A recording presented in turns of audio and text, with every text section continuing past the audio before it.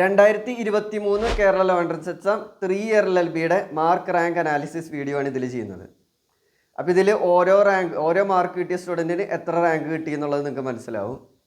ഇതിലൊരു ഗുണം എന്താണെന്ന് പറഞ്ഞാൽ 2023 പ്രീവിയസ് ക്വസ്റ്റ്യൻ പേപ്പർ നിങ്ങൾ ഡൗൺലോഡ് ചെയ്ത് നിങ്ങൾ തന്നെ വെറുതെ ഒന്ന് ചെയ്ത് നോക്കുക. അപ്പോൾ ചെയ്ത് നോക്കുമ്പോൾ ഏകദേശം എത്ര മാർക്ക് കിട്ടുന്നുണ്ടെന്ന് നോക്കുക. അപ്പോൾ അന്ന് നിങ്ങൾ എക്സാം എഴുതിയിരുന്നെങ്കിൽ ഇത്ര മാർക്ക് കിട്ടും. നമുക്ക് നമ്മളെ തന്നെ ഒന്ന് അനലൈസ് ചെയ്യാൻ പറ്റും. ഇതറിഞ്ഞിട്ട് നമുക്ക് പോയിട്ട് എക്സാം പ്രിപ്പയർ ചെയ്യാനും പറ്റും. നമുക്ക് എക്സാം എഴുതുമ്പോൾ നമുക്ക് ഏകദേശം എത്ര അറ്റംപ്റ്റ് ചെയ്യണം എന്നുള്ളൊരു ഐഡിയയും കിട്ടും. അപ്പോൾ ഞാൻ എങ്ങനെ പ്രിപ്പയർ ചെയ്തു എന്നുള്ളത്, ഞാൻ എങ്ങനെ എക്സാം എഴുതി എന്നുള്ളത് ഒരു വീഡിയോ ഞാൻ ചെയ്തിട്ടുണ്ടായിരുന്നു. അതിൻ്റെ ലിങ്ക് ഞാൻ ഡിസ്ക്രിപ്ഷനിൽ ഇടാം. നിങ്ങൾക്ക് അതും പോയി നോക്കാവുന്നതാണ്. ഇനി നമുക്ക് മാർക്ക് റാങ്ക് കൂടി കമ്പയർ ചെയ്ത് നോക്കാം. അതായത് 2023 3 ഇയർ LLBയിൽ 444 മാർക്ക് കിട്ടിയ സ്റ്റുഡൻറ്റിനാണ് ഫസ്റ്റ് റാങ്ക് കിട്ടിയത്. അത് കഴിഞ്ഞാൽ 100ാം റാങ്ക് കിട്ടിയപ്പം എത്രയായി? 278 കുറഞ്ഞു. അത് 100 തമ്മിൽ നല്ല വ്യത്യാസമുണ്ട്. 278 മാർക്ക് കിട്ടിയ സ്റ്റുഡൻറ്റിനാണ് 100ാം റാങ്ക്.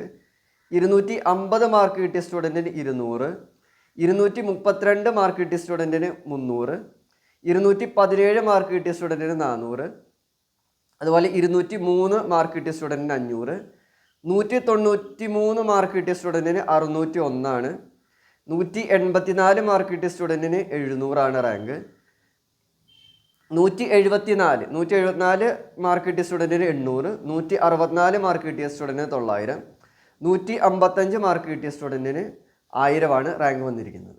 ഇതിലറിയേണ്ട കാര്യം, ടോട്ടൽ മാർക്ക് എത്ര? 600ലാണ് ഈ മാർക്ക് കിട്ടിയിരിക്കുന്നത്. 600ൽ ഇത്രത്തോളം മാർക്ക് കിട്ടിയപ്പോൾ ഇങ്ങനെയൊക്കെ റാങ്കാണ് വന്നിരിക്കുന്നത്.